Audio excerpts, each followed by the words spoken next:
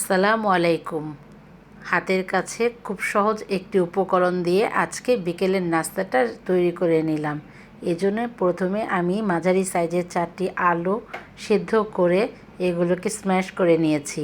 এবার এর মধ্যে হাফ কাপ পরিমাণ পেঁয়াজ বেরেস্তা, 2 টেবিল চামচ পরিমাণ কাঁচামরিচ কুচি, 2 টেবিল চামচ ধনেপাতা কুচি, 1 চা চামচ পরিমাণ আদা খুব পাতলা মিহি করে কেটে নিয়েছি, সেটা নিয়ে নিলাম।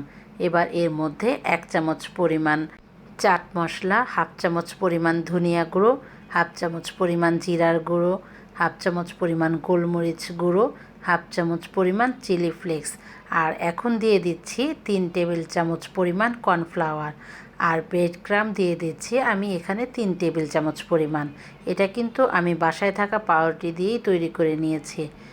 এবার এর মধ্যে স্বাদ মতো লবণ দিয়ে আমি সমস্ত উপকরণগুলোকে খুব ভালোভাবে মিশিয়ে নিচ্ছি। বিকেলের টেবিলে এটি হতে পারে একটি বেস্ট নাস্তার রেসিপি। দেখতেই পাচ্ছেন কিছুটা সময় নিয়ে সমস্ত উপকরণগুলোকে আমি মেখে নিচ্ছি। এবার এর মধ্যে 2 টেবিল চামচ পরিমাণ সয়াবিন তেল দিয়ে আমি আবার উপকরণগুলোকে খুব ভালোভাবে মেখে নিচ্ছি, যেন এটা হাতের সাথে আর লেগে না আসে।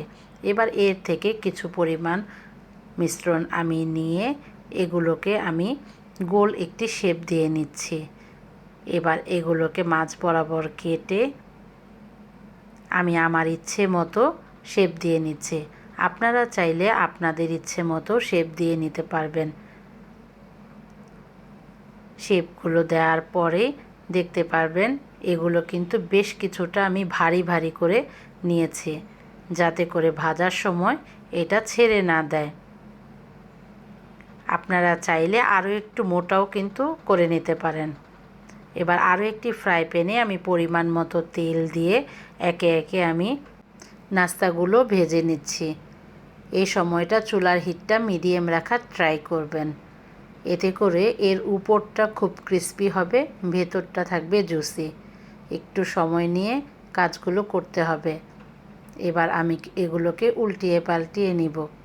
আপনারা বিকেলে নাস্তার টেবিলে অথবা বাচ্চাদের টিফিনে ঘরে থাকা উপকরণগুলো দিয়েই কিন্তু এই রেসিপিটি তৈরি করে নিতে পারেন অনায়াসে।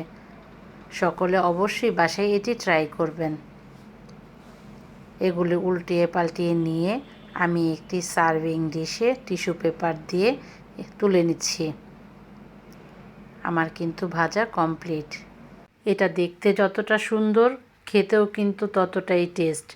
যারা ঝাল কম পছন্দ করেন তারা মরিচের পরিমাণটা একটু কম বেশি করে নেবেন। আপনাদের সুবিধার্থে এবং ফ্রোজেন করে রাখতে পারেন এমনভাবে আমি আরও একটি পদ্ধতি আপনাদেরকে দেখিয়ে দিচ্ছি। আমি আরও একটি রুটি বেলে আমার ইচ্ছে মতো শেপ দিয়ে সেগুলোকে ব্রেড ক্রাম্বের সাহায্যে মেখে নিচ্ছি। আপনারা চাইলে এগুলোকে ফ্রিজে সংরক্ষণ করেও কিন্তু রাখতে পারেন। ব্রেড ক্রাম্বের মাখানো নাস্তাগুলো আমি আপনাদেরকে ভেজে দেখাচ্ছি। কিছুটা ব্রাউন করে এগুলোকে ভেজে নেবেন।